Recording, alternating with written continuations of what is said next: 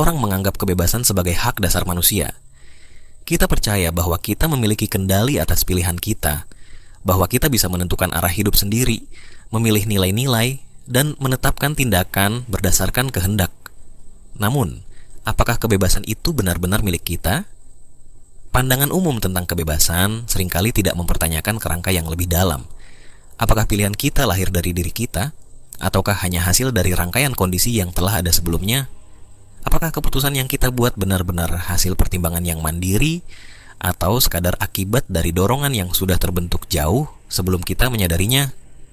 Dalam psikologi modern, ditemukan bahwa banyak keputusan yang kita anggap sadar ternyata telah diproses lebih dulu oleh sistem syaraf. Eksperimen terkenal dari Benjamin Libet menunjukkan bahwa otak sudah mulai mempersiapkan tindakan, bahkan sebelum kita merasa telah memutuskan. Ini mengarah pada dugaan bahwa kehendak bebas mungkin hanyalah produk sampingan dari sistem biologis yang kompleks. Di bidang filsafat, perdebatan mengenai kebebasan sudah berlangsung selama berabad-abad. Spinoza memandang manusia sebagai bagian dari jaringan sebab akibat yang tidak dapat dipisahkan dari alam. Kant justru melihat kebebasan sebagai syarat untuk bisa bertindak secara moral. Sartre, di sisi lain, menyatakan bahwa manusia tidak memiliki alasan untuk tidak memilih. Dan justru itulah yang membuatnya tidak bisa lari dari tanggung jawab. Setiap pendekatan membawa pertanyaan baru, bukan jawaban pasti. Di tengah keyakinan bahwa kita bebas, mungkin justru tersembunyi mekanisme yang membuat kita bergerak seperti mesin, meskipun kita tidak menyadarinya. Maka dari sini kita akan mencoba mencari tahu, apakah kita benar-benar bebas?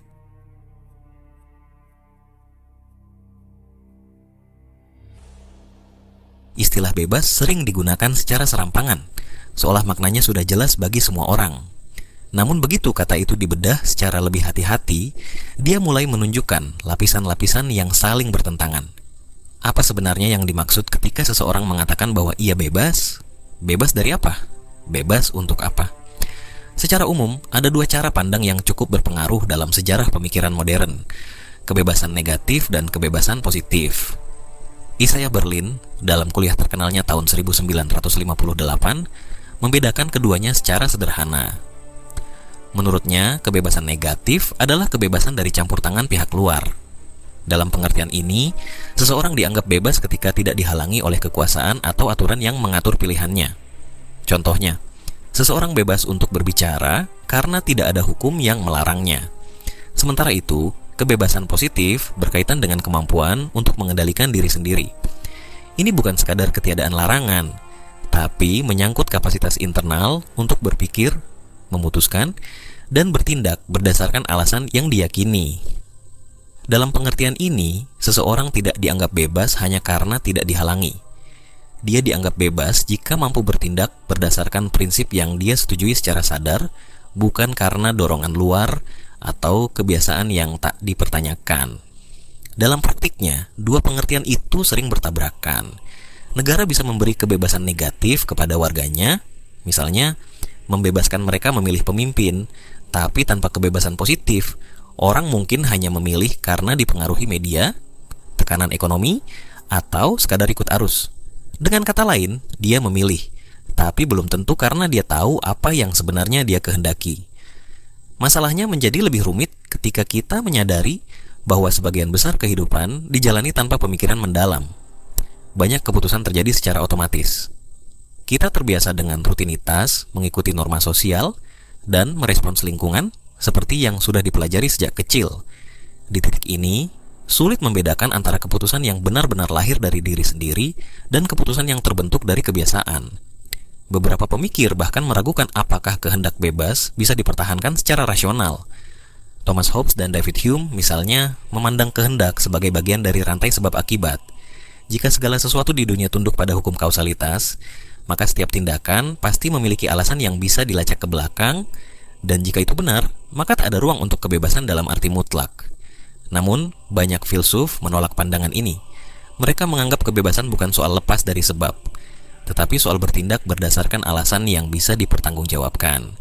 Dalam kerangka ini, seseorang bebas ketika dia tidak diperintah oleh impuls atau tekanan luar, tetapi oleh pemikiran yang dia setujui sebagai miliknya. Kebebasan menjadi soal tanggung jawab, bukan sekadar pilihan. Apapun definisinya, kebebasan bukan konsep yang berdiri sendiri. Dia selalu berhadapan dengan kondisi manusia, dengan tubuh, dengan waktu, dengan masyarakat, dengan bahasa. Dan di dalam semua itu, pertanyaan terus muncul. Apakah aku memilih atau hanya berjalan di jalur yang sudah dibuat sebelumnya? Filsafat tidak pernah sepakat dalam mendefinisikan kebebasan. Setiap pemikir besar membawa sudut pandangnya sendiri, seringkali bertentangan satu sama lain. Namun, justru disitulah menariknya. Semakin jauh kita menyelami perdebatan ini, semakin terlihat bahwa kebebasan bukan sesuatu yang bisa disimpulkan begitu saja. Dia menuntut pemahaman tentang apa itu manusia, bagaimana pikiran bekerja, dan sejauh mana kita bisa dianggap sebagai makhluk yang menentukan nasibnya sendiri. Kaum determinis memandang bahwa setiap kejadian, termasuk keputusan manusia, adalah akibat dari rangkaian sebab yang mendahuluinya. Spinoza, misalnya, menolak gagasan kebebasan dalam arti populer. Dia menulis, manusia merasa dirinya bebas karena ia sadar akan tindakannya, tetapi tidak sadar akan penyebab yang membuatnya bertindak. Baginya, manusia tidak berbeda dari batu yang terlempar. Dia hanya mengira dirinya terbang dengan kehendaknya sendiri, padahal seluruh geraknya adalah hasil dari hukum alam. Pemikiran ini diperkuat oleh pendekatan ilmiah dan logika mekanistik Newton. Jika alam semesta bekerja secara pasti menurut hukum fisika, dan kita manusia adalah bagian dari alam itu, maka semua gerakan, termasuk yang tampak seperti keputusan, adalah sesuatu yang sudah ditentukan sebelumnya. Berbeda dari Spinoza, Immanuel Kant menganggap kebebasan sebagai dasar dari tanggung jawab moral. Menurutnya, kita hanya bisa menyalahkan atau memuji seseorang jika ia bisa memilih secara sadar. Dia menyatakan bahwa moralitas menuntut adanya kebebasan, meskipun kebebasan itu tidak bisa dibuktikan secara empiris. Dalam Critique of Practical Reason, Kant menulis bahwa kita harus mengandaikan kebebasan agar etika bisa berlaku. Tanpa itu, tindakan baik atau buruk tidak punya makna. Namun Kant tidak memahami kebebasan sebagai bebas melakukan apa saja. Baginya, kebebasan sejati adalah kemampuan untuk mengikuti hukum moral yang ditemukan dalam akal sendiri. Seorang yang menuruti hasrat sesaat justru tidak bebas. Dia dikuasai oleh sesuatu di luar akal. Hanya ketika seseorang bertindak karena rasa kewajiban, dia benar-benar bertindak sebagai makhluk yang otonom. Jean-Paul Sartre, filsuf eksistensialis abad ke-20, membawa argumen kebebasan ke arah ekstrim. Menurutnya, manusia harus bebas karena tidak ada esensi tetap yang menentukan siapa dirinya. Dia berkata, eksistensi mendahului esensi. Artinya, kita manusia tidak punya kodrat tetap, kita adalah makhluk yang harus menciptakan dirinya sendiri lewat tindakan. Namun, kebebasan semacam ini datang dengan harga yang berat. Sartre menganggap bahwa tidak ada alasan objektif di luar diri kita untuk membenarkan keputusan. Ini berarti setiap orang bertanggung jawab penuh atas tindakannya. Tidak bisa menyalahkan Tuhan, masyarakat, atau keadaan. Dalam Being and Nothingness, dia bahkan menyebut bahwa manusia dikutuk untuk bebas, karena tidak bisa lari dari kebebasannya itu. Harry Frankfurt menawarkan pendekatan yang lebih psikologis.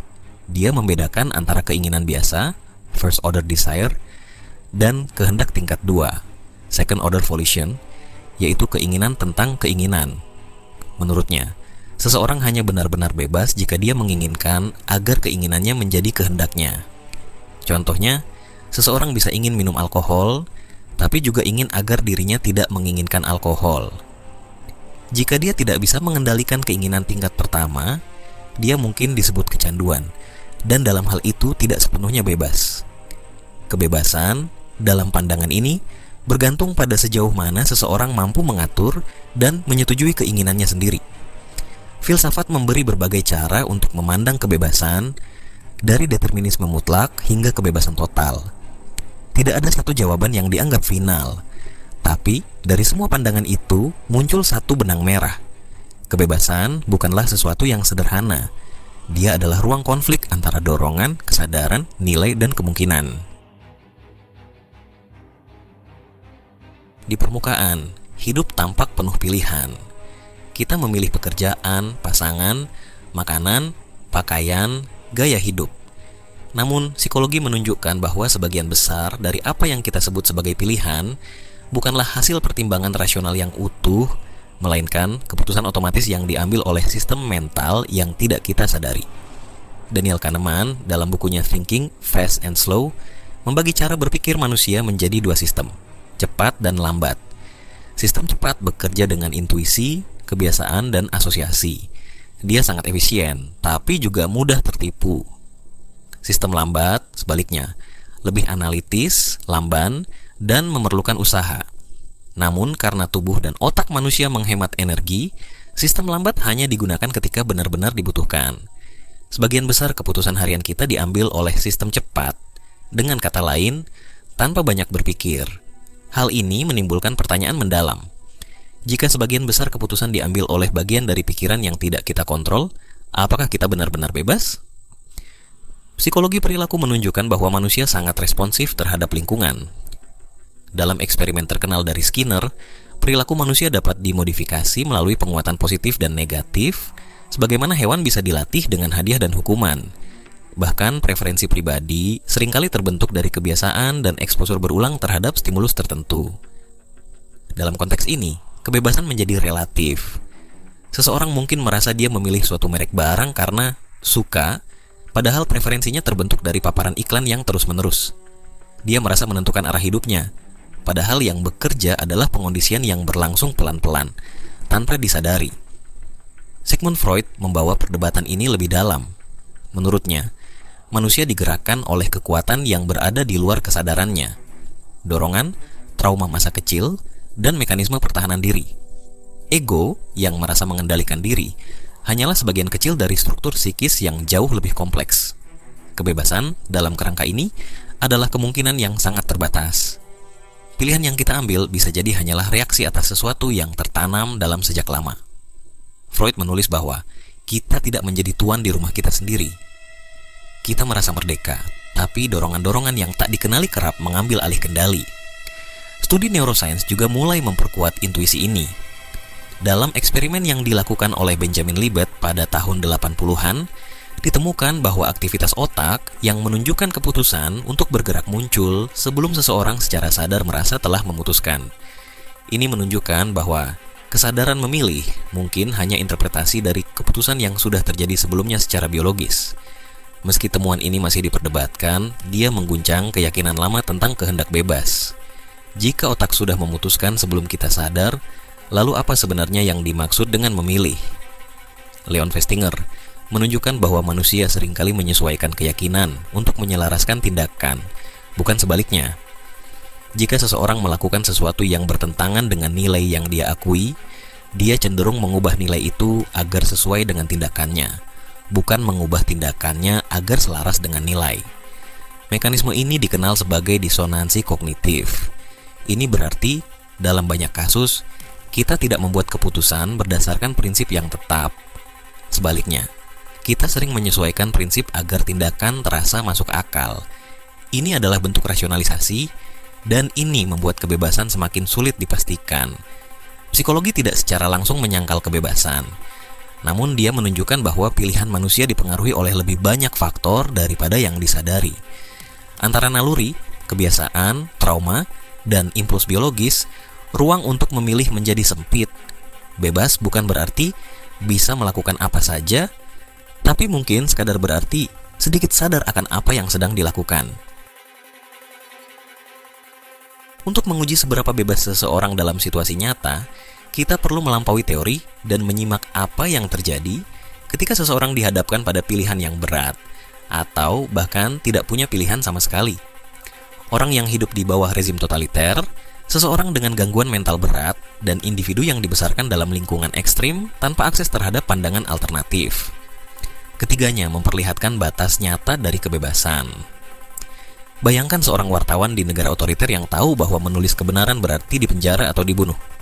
Apakah dia bebas? Secara teknis, dia masih bisa memilih untuk menulis atau tidak. Tapi jika setiap pilihan datang dengan ancaman langsung terhadap hidup, maka bebas memilih menjadi sebuah ilusi kosong. Hannah Arendt menulis bahwa dalam sistem totalitarian, bukan hanya tindakan yang dibatasi, tapi bahkan cara berpikir pun dipersempit. Orang tidak hanya kehilangan hak berbicara, mereka kehilangan kapasitas berpikir sebagai manusia bebas. Kebebasan dalam konteks ini menyusut menjadi sekadar bertahan hidup, Bahkan, bila ada ruang untuk melawan, dia akan sangat sempit dan dibayangi oleh rasa takut yang konsisten. Maka, yang tampak seperti pilihan seringkali adalah paksaan. Seorang penderita skizofrenia yang mengalami delusi atau halusinasi bukanlah orang yang memilih untuk berpikir aneh. Dia hidup dalam realitas alternatif yang tak bisa dia kontrol. Bila dia menolak pengobatan karena yakin dokter ingin meracuninya, apakah itu sebuah pilihan bebas?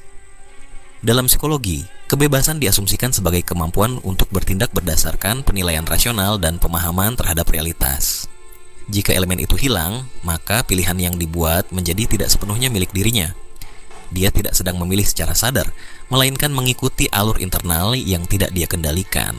Situasi ini mengaburkan batas antara tanggung jawab moral dan determinasi biologis. Jika seseorang tidak bisa lagi membedakan antara kenyataan dan khayalan, apakah kita masih bisa menyebutnya sebagai makhluk bebas?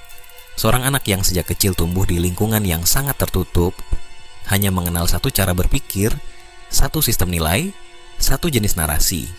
Dia tidak pernah diperkenalkan dengan pandangan alternatif, tak pernah diajak bertanya, hanya diajari menerima. Apakah dia bebas ketika dewasa? Mungkin dia memilih untuk melanjutkan hidup sebagaimana ia ajarkan, bahkan merasa puas. Namun pertanyaan tetap, apakah dia benar-benar memilih? Atau hanya mengulangi pola yang tak pernah dia sadari sebagai pola? Pierre Bourdieu menyebut hal ini sebagai habitus.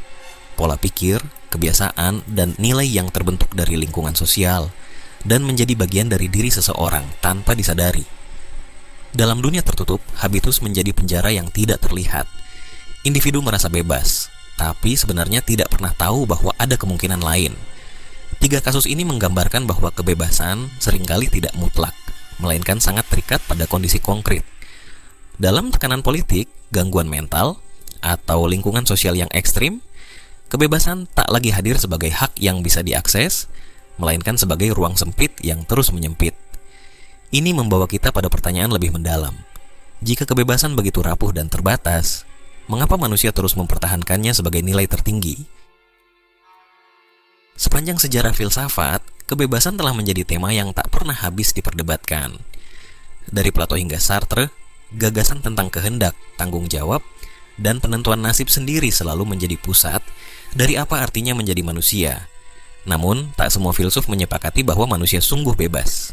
Sebagian melihatnya sebagai inti kemanusiaan, sebagian lain menganggapnya sebagai ilusi yang dibungkus dengan kesombongan. Baruch Spinoza memandang kebebasan sebagai kesalahpahaman. Menurutnya, manusia merasa bebas karena tidak tahu sebab dari tindakannya. Anak kecil percaya bahwa dia menginginkan susu secara bebas, padahal itu hanya dorongan tubuh. Semua hal, menurut Spinoza, terjadi karena keterkaitan kausal yang pasti. Dalam pandangannya yang deterministik, kebebasan tidak berarti lepas dari sebab akibat, melainkan mengerti sebab akibat itu. Dengan kata lain, seseorang bebas hanya sejauh dia memahami hukum alam dan dirinya sendiri.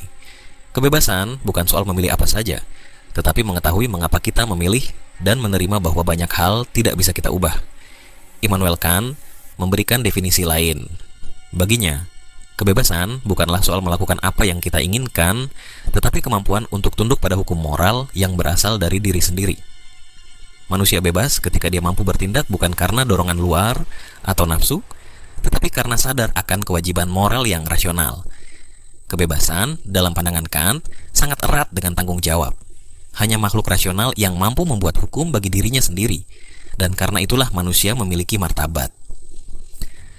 Kehendak bebas dan kehendak moral adalah satu dan sama, tulis Kant dalam Groundwork of the Metaphysics of Morals. Tapi definisi ini sangat menuntut. Dia mengandaikan bahwa manusia bisa memisahkan diri dari dorongan-dorongan emosional dan bertindak murni karena akal. Apakah itu mungkin dalam kehidupan nyata? Kant percaya bisa, tapi banyak filsuf setelahnya meragukannya. Friedrich Nietzsche menyerang gagasan kebebasan moral Kant. Dia menyebutnya sebagai warisan dari moralitas budak, suatu bentuk pengendalian diri yang dibungkus dengan kepalsuan. Bagi Nietzsche, kehendak bebas adalah alat yang digunakan untuk menghukum dan menindas, terutama oleh agama dan masyarakat. Namun, Nietzsche bukan anti kebebasan. Dia menawarkan pengganti yang lebih radikal, kehendak untuk berkuasa, dorongan untuk mencipta nilai sendiri, untuk melampaui norma lama dan menjadi individu yang menentukan arti bagi dunianya. Manusia yang bebas dalam pandangan Nietzsche bukan yang taat pada hukum moral, melainkan yang menciptakan hukum baru dari kehendak yang penuh. Ini bukan kebebasan yang nyaman. Ini kebebasan yang mengharuskan seseorang menanggung segala akibat pilihannya tanpa bersandar pada nilai lama. Jadilah siapa dirimu, tulisnya, dan lakukan itu dengan sepenuh kekuatanmu. Jean-Paul Sartre, tokoh eksistensialisme, membawa gagasan kebebasan ke ujung yang menakutkan. Menurutnya, manusia sepenuhnya bebas, dan itulah sumber kecemasan. Tidak ada takdir, tidak ada kodrat, tidak ada Tuhan yang menetapkan arah. Setiap orang bertanggung jawab penuh atas semua yang ia lakukan. Manusia dikutuk untuk bebas, katanya, karena tidak ada tempat untuk bersembunyi dari pilihan. Dalam dunia Sartre, bahkan tidak memilih pun adalah sebuah pilihan. Kebebasan bukanlah hak istimewa, melainkan beban eksistensial. Tak ada lagi yang bisa disalahkan. Dunia tidak memberi makna. Manusialah yang harus menciptakannya. Kebebasan dalam bentuk ini adalah ruang kosong yang menunggu diisi, bukan kenyamanan yang datang sendiri. Dari Spinoza hingga Sartre, kita melihat kebebasan tidak pernah tampil sebagai sesuatu yang mudah. Dia bisa berarti kesadaran atas sebab, tunduk pada akal, penciptaan nilai, atau bahkan beban yang menghantui. Tapi dalam semua pandangan itu, satu hal jelas. Kebebasan bukan sekadar kemampuan untuk memilih, melainkan bagaimana kita memahami diri sendiri dalam menghadapi pilihan. Di antara pemikiran-pemikiran besar yang saling bersilang, kebebasan tampak seperti medan yang dipenuhi ranjau. Di satu sisi, ada hasrat untuk mengendalikan nasib sendiri. Di sisi lain, ada kesadaran akan keterbatasan manusia. Lalu di tengahnya, ada hidup sehari-hari, di mana orang-orang harus memilih tanpa sempat menyusun teori, di mana keputusan harus dibuat meskipun pemahaman tak pernah sempurna. Apakah masih masuk akal bicara soal kebebasan jika begitu banyak aspek hidup tidak berada dalam kendali kita? Seorang anak tidak memilih dilahirkan dalam keluarga tertentu, dia tidak memilih wajahnya, temperamennya, atau warisan genetiknya. Di kemudian hari, dia juga tidak memilih sistem ekonomi tempat dia hidup, hukum yang mengatur hidupnya, atau krisis politik yang mungkin meletus di sekitarnya. Bahkan banyak pikiran yang timbul dalam kepalanya lahir begitu saja, hasil dari kebiasaan, lingkungan, dan memori. Ilmu psikologi menambahkan dimensi lain. Banyak tindakan manusia digerakkan oleh proses bawah sadar. Keputusan-keputusan seringkali dibuat sebelum kita menyadari bahwa kita telah memutuskannya. Benjamin Libet dalam eksperimennya menunjukkan bahwa sinyal-sinyal otak untuk bergerak muncul sebelum seseorang merasa dia memutuskan untuk bergerak. Ini menimbulkan pertanyaan besar. Kalau kehendak muncul setelah otak sudah bertindak, apakah kita sungguh memilih? Namun semua ini tidak serta-merta menghapus kemungkinan kebebasan. Kita memang tidak memilih titik awal, tapi kita bisa belajar menyikapinya. Dalam pengertian ini, kebebasan bukan soal menciptakan dari nol, tetapi mengarahkan apa yang ada. Bukan menciptakan jalan, tapi memutuskan langkah dalam jalan itu. Epictetus, filsuf Stoik, pernah berkata, bukan hal-hal yang mengganggu manusia, tapi penilaian mereka atas hal-hal itu. Dalam batas-batas tertentu, kita memang tidak bisa memilih apa yang terjadi pada kita, tapi kita bisa memilih bagaimana kita menanggapi. Di sini muncul kebebasan versi lain, bukan bebas dari, melainkan bebas untuk. Contohnya, 2 orang kehilangan pekerjaan. Yang satu tenggelam dalam putus asa, yang lain menjadikan itu kesempatan untuk memulai usaha kecil. Kondisinya sama, tapi tanggapan mereka berbeda. Ada ruang di antara stimulus dan respons, dan disitulah, menurut Viktor Frankl, kebebasan hidup. Kebebasan dalam dunia nyata selalu terbatas, tapi batas bukan berarti nihil. Kita mungkin tidak bisa mengubah situasi, tapi kita bisa memperluas cara kita memaknainya. Seorang tahanan bisa tetap memiliki martabat dalam diam. Seorang pekerja dalam sistem yang menindas bisa menemukan cara bertindak jujur, meski kecil. Dalam kondisi ini, kebebasan tidak tampil sebagai kekuasaan besar yang mampu mengatur segalanya. Dia tampil sebagai celah kecil, yang hanya bisa dilihat jika seseorang cukup sadar untuk melihatnya. Celah itu bisa berbentuk penolakan, diam-diam, tawa pada saat sulit, atau tekad untuk tidak menyerah meskipun harapan tipis. Gagasan tentang kebebasan menjadi lebih masuk akal jika kita tidak menuntutnya dalam bentuk mutlak. Yang kita miliki bukan kekuasaan tak terbatas, tapi kesadaran terbatas yang bisa digunakan. Seorang manusia tidak bisa memilih segalanya, tapi dia bisa belajar mengenali mana yang bisa dia pengaruhi. Dan disitulah tanggung jawab muncul. Karena begitu kita tahu bahwa ada ruang kecil di mana kita bisa menentukan arah, maka kita tidak lagi bisa sepenuhnya menyalahkan keadaan. Kebebasan bukan berarti kita bisa apa saja, tapi kita tidak sepenuhnya tanpa pilihan. Kebebasan dalam segala kompleksitasnya tidak selalu mudah dikenali atau diterima begitu saja. Terkadang, dia hanya menjadi kenyataan yang terungkap dalam situasi-situasi yang menguji batas-batas kita, baik secara individu maupun dalam konteks sosial. Penjara seringkali dipandang sebagai tempat yang paling jelas menunjukkan hilangnya kebebasan. Namun, di dalamnya, kebebasan bisa menjadi konsep yang jauh lebih rumit daripada yang terlihat. Dalam kajian tentang penjara, banyak studi yang menunjukkan bahwa meskipun para tahanan kehilangan kebebasan fisik, mereka tetap bisa merasakan kebebasan dalam cara-cara lain. Mengambil contoh dari karya Man's Search for Meaning oleh Viktor Frankl, yang berfokus pada pengalaman Frankl di kamp konsentrasi Nazi, kita dapat melihat bagaimana bahkan dalam kondisi yang paling terbelenggu, seseorang dapat menemukan kebebasan dalam cara memaknai penderitaan. Frankl menyatakan bahwa meskipun dia tidak bisa mengendalikan kondisi fisiknya, dia tetap memiliki kontrol atas sikapnya terhadap keadaan tersebut. Ketika kita tidak bisa lagi mengubah situasi, kita dihadapkan pada tantangan terbesar kita untuk mengubah diri kita sendiri, tulis Frankl. Dengan melihat kasus Frankl, kita dapat belajar bahwa kebebasan tidak selalu berupa kemampuan untuk memilih tindakan fisik secara langsung, melainkan kemampuan untuk memilih sikap kita terhadap keadaan. Bahkan dalam kondisi keterbatasan yang ekstrim, seseorang masih bisa bebas dalam cara-cara yang lebih mendalam dan tidak terlihat oleh mata. Kebebasan seringkali dipahami dalam konteks fisik atau eksternal, tetapi ada juga aspek psikologis yang tak kalah penting.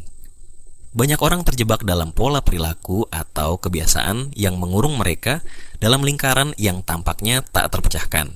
Misalnya, dalam studi tentang ketergantungan, baik itu ketergantungan pada zat, perilaku, atau hubungan, kebebasan bisa menjadi sesuatu yang sangat sulit dicapai. Pada penderita kecanduan misalnya, kebebasan untuk memilih seringkali terhalang oleh dorongan yang lebih kuat daripada kehendak rasional mereka. Dalam banyak kasus, mereka merasa terjebak dalam siklus yang tidak dapat mereka hentikan. Psikolog seperti Carl Rogers menekankan pentingnya self-actualization, proses menjadi diri kita yang sepenuhnya, sebagai salah satu cara untuk melepaskan diri dari belenggu internal ini. Menurut Rogers, untuk menemukan kebebasan sejati, seseorang harus menghadapi dan menerima dirinya sepenuhnya, serta membebaskan diri dari ketakutan dan rasa malu yang menghambat. Kasus ini menunjukkan bahwa kebebasan, meskipun mungkin tampak seperti sesuatu yang terkait dengan tindakan fisik atau sosial, juga sangat bergantung pada hubungan kita dengan diri sendiri. Tanpa pemahaman diri dan tanpa keberanian untuk menghadapi ketakutan internal, kebebasan itu tetap menjadi sesuatu yang jauh dari jangkauan. Kebebasan dalam konteks sosial dan politik merupakan salah satu topik utama dalam filsafat politik. Dalam banyak masyarakat, kebebasan diartikan sebagai kemampuan individu untuk membuat pilihan tanpa tekanan atau dominasi dari pihak luar. Namun, kebebasan ini tidak selalu tercapai dengan mudah. Lihatlah gerakan-gerakan sosial yang memperjuangkan kebebasan di dunia modern, seperti gerakan hak-hak sipil di Amerika Serikat atau gerakan perempuan di banyak bagian dunia. Di sini, kebebasan bukan hanya tentang kebebasan pribadi, tetapi juga tentang kebebasan kolektif dari penindasan struktural. Salah satu contoh penting adalah perjuangan Martin Luther King Jr. dalam melawan diskriminasi rasial di Amerika. Dalam pidatonya I Have a Dream, King menyatakan, "Saya memiliki mimpi bahwa suatu hari bangsa ini akan bangkit dan hidup sesuai dengan makna sejati dari prinsip-prinsipnya. Kami menganggap ini sebagai kebenaran yang dipegang teguh, bahwa semua manusia diciptakan setara." Pidato ini menyoroti bahwa kebebasan sejati tidak hanya berkaitan dengan kebebasan individu, tetapi juga dengan kebebasan bersama untuk hidup dalam masyarakat yang adil. Kasus ini menunjukkan bahwa kebebasan adalah sebuah perjalanan kolektif yang terkadang memerlukan perlawanan terhadap sistem yang ada. Kebebasan politik tidak selalu datang tanpa perlawanan. Kadang-kadang, dia membutuhkan perjuangan panjang melawan struktur kekuasaan yang ada. Di era digital saat ini, kebebasan kita semakin terhubung dengan bagaimana kita berinteraksi dengan teknologi. Banyak orang merasa bahwa meskipun mereka memiliki akses ke informasi dan pilihan yang tak terbatas, mereka juga terjebak dalam dunia yang dikendalikan oleh algoritma, data pribadi, dan kontrol perusahaan besar. Di satu sisi, teknologi memungkinkan kebebasan individu untuk mengakses informasi, berkomunikasi, dan memilih antara berbagai platform. Namun, di sisi lain, data pribadi kita seringkali digunakan untuk mengendalikan keputusan kita, dari iklan yang kita lihat hingga informasi yang kita terima. Kebebasan kita di dunia maya seringkali dipertanyakan oleh kritik terhadap privasi dan manipulasi sosial yang dilakukan oleh platform digital. Dalam hal ini, kebebasan dalam dunia teknologi menjadi paradoks. Kita memiliki kebebasan untuk memilih, tetapi kita juga terikat oleh sistem yang menciptakan pilihan-pilihan tersebut.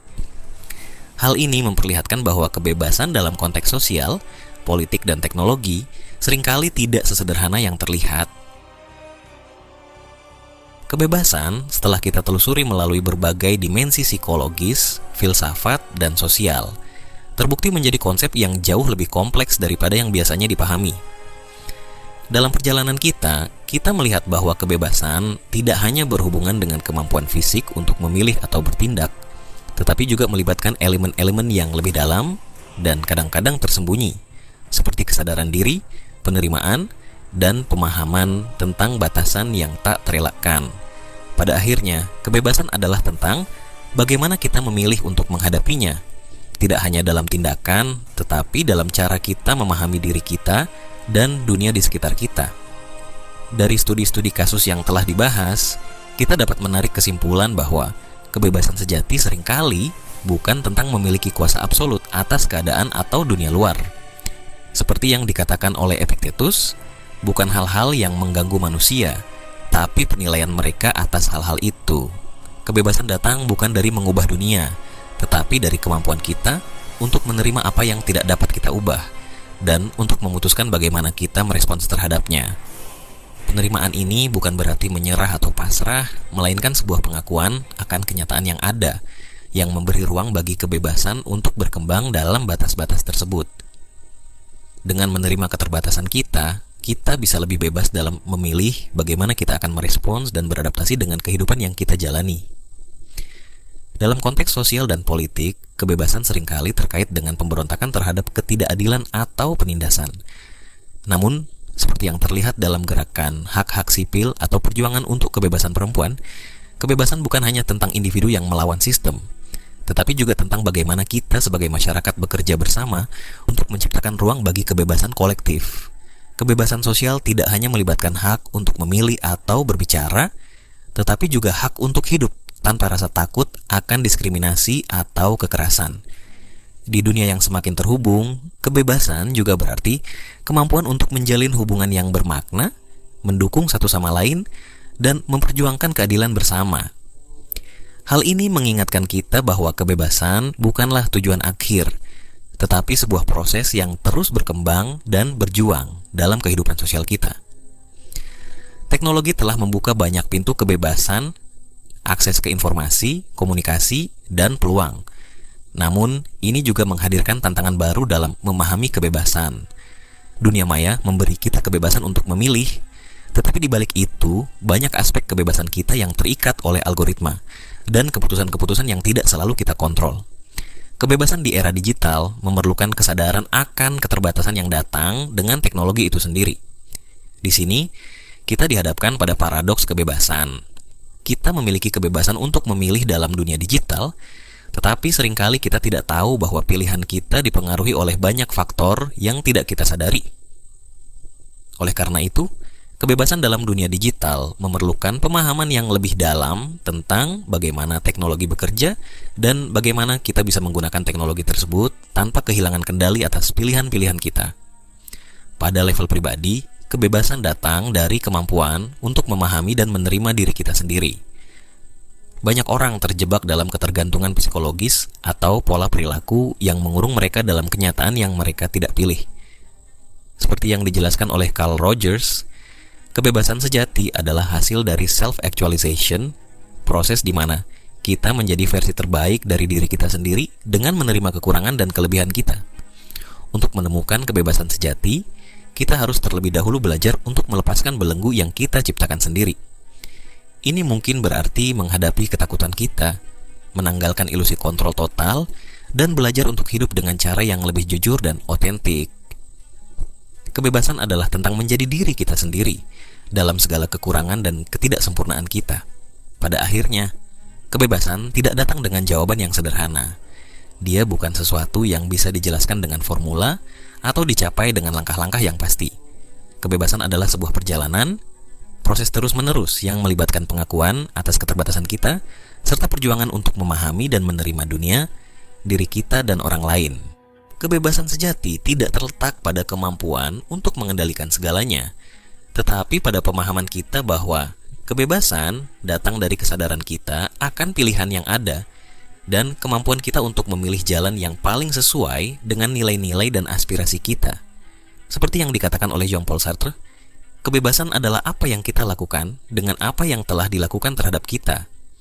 Kebebasan adalah tentang bagaimana kita menggunakan batasan dan keadaan yang ada untuk menciptakan makna dan arah dalam hidup kita. Kebebasan ini tidak ditemukan dalam kekuasaan mutlak atau kemampuan untuk mengontrol segalanya, melainkan dalam pengakuan kita terhadap keterbatasan, serta kemampuan kita untuk memilih dengan sadar bagaimana kita merespons kehidupan. Dalam dunia yang terus berubah, kebebasan adalah sebuah perjalanan yang tak pernah benar-benar selesai, namun selalu berharga untuk diperjuangkan. Dengan demikian, kebebasan bukanlah tentang menghindari segala bentuk pembatasan, tetapi tentang bagaimana kita menanggapi dan memaknai batasan-batasan tersebut. Kebebasan muncul ketika kita memahami bahwa meskipun banyak hal di luar kendali kita, kita selalu memiliki kekuatan untuk memilih bagaimana kita menghadapi dunia ini. Dan dengan itu, menemukan kebebasan yang lebih dalam dari dalam diri kita. Terima kasih.